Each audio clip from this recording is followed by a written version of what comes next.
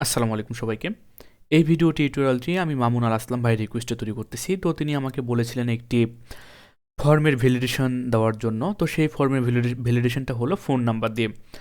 যখন আমরা 11টি নাম্বার উপরে ইনপুট দেব, তখনই যেন আমাদের ইনপুট যেই টেক্সট থাকবে, সুতরাং যে নাম্বারটি থাকবে সেটা যেন কালার চেঞ্জ হয়ে যায়। আর যদি 11 ছোট দিয়ে থাকি তাহলে সেটা কালার চেঞ্জ হয়ে যাবে। কিন্তু যদি আমরা 11 সঠিক নাম্বার দিয়ে থাকি 11টা, তাহলে কিন্তু আর আমাদের সেই কালারটা চেঞ্জ হবে না। তো জাস্ট এই কাজটাই করতে হবে। তো এই কাজটা আমি বলে থাকি, এ পর্যন্ত প্রায় জাভাস্ক্রিপ্টের ওপর আমি প্রায় 30+ ভিডিও আপলোড দিয়েছি, অনেকগুলো প্রজেক্ট দেখিয়েছি। তবে এটাই হবে আমার জাভাস্ক্রিপ্টের ওপর সর্বশেষ ভিডিও টিউটোরিয়াল, কেননা আমি ইতিমধ্যে পিএইচপিতে মুভ করতে চাচ্ছি। পিএইচপি দিয়ে আমি অনেকগুলো প্রায় প্রজেক্ট হাতে নিতে চাচ্ছি। তো আর সম্ভব না আমার জাভাস্ক্রিপ্ট দিয়ে টিউটোরিয়াল দেখানোর। তো এই কাজটা জাস্ট আমরা করব। তবে কাজটা একবার আমি আপনাদেরকে দেখাতে চাই। তো আমি জাস্ট এখানে একটি নাম্বার দিয়ে দিচ্ছি। তো সেই নাম্বারটা হলো এটা।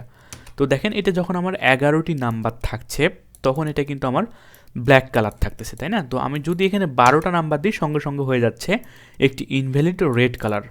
তার পরবর্তীতে জাস্ট আমি যদি এখান থেকে 10টা নাম্বার দিই, তাহলে দেখতে পাচ্ছেন যে সেটা ইনভ্যালিড রেড কালার থাকছে। কিন্তু আমি যদি এখানে 11টা নাম্বার দিই, তাহলে সঙ্গে সঙ্গে এই কালারটি আমার ব্ল্যাক হয়ে যাচ্ছে।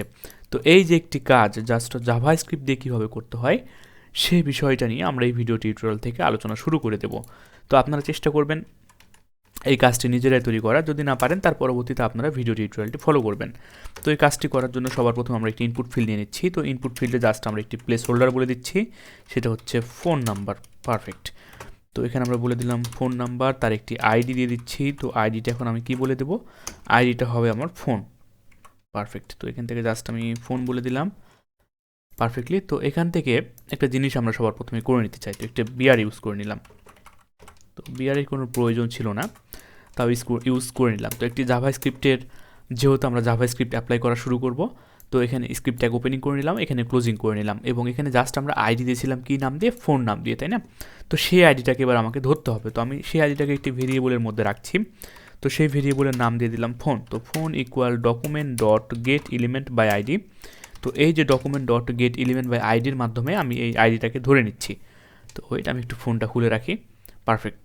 তো জাস্ট আমি এখানে document dot get element by আইডির মাধ্যমে আইডিটাকে ধরে নিলাম।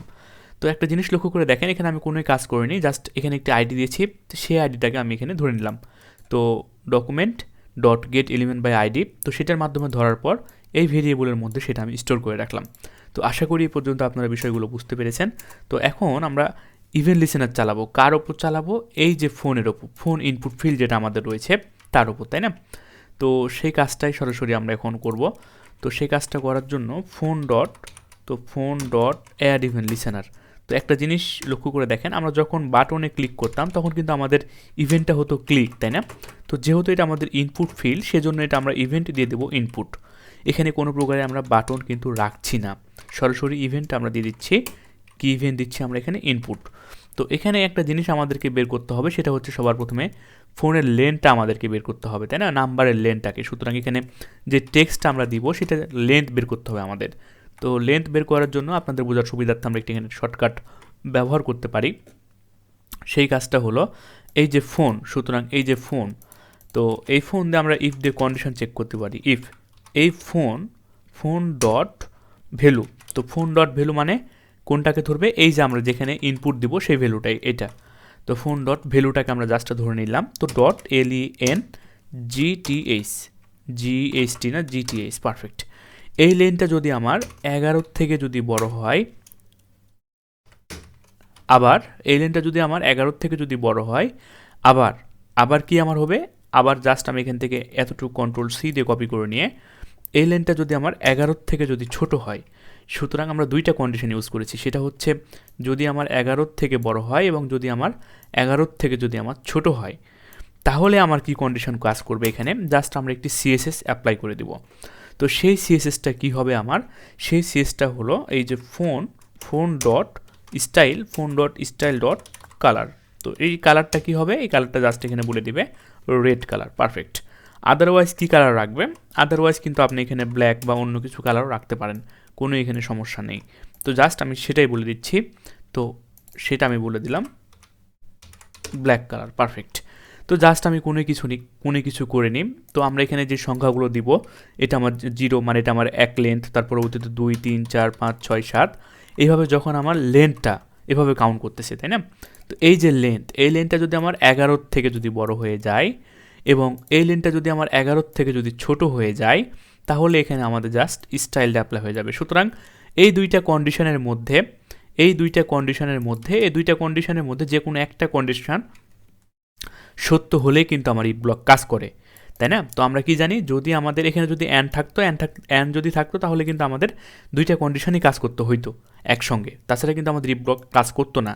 যেহেতু এখানে আমাদের আবার আছে, অর আছে, সেক্ষেত্রে আমাদের কি কাজ করতেছে, দুইটার মধ্যে, এই কন্ডিশনের মধ্যে কিংবা আমার এই কন্ডিশনের মধ্যে যে কোনো একটা কন্ডিশন কাজ করলেই কিন্তু আমার এই কালারটা অ্যাপ্লাই হবে। আর যদি কোনো কন্ডিশন যদি ম্যাচ না হয়, আদারওয়াইজ যদি আমার এখানে 11টায় থাকে, তাহলে আমার ব্ল্যাক কালার হবে। কন্ট্রোল এস দিয়ে সেভ করলাম। আউটপুটটা এবার যদি আমি আপনাদেরকে দেখাই, তো দেখেন 0171 একটা নাম্বার দিয়ে দিচ্ছি, 01739 12 পারফেক্ট, 39 12 31 11 পারফেক্ট। তো দেখেন যখনই আমার 11টা সংখ্যা হয়ে যাচ্ছে তখনই কিন্তু আমার সেটা ব্ল্যাক কালার হয়ে যাচ্ছে, কিন্তু যখনই আমার এখানে 12টা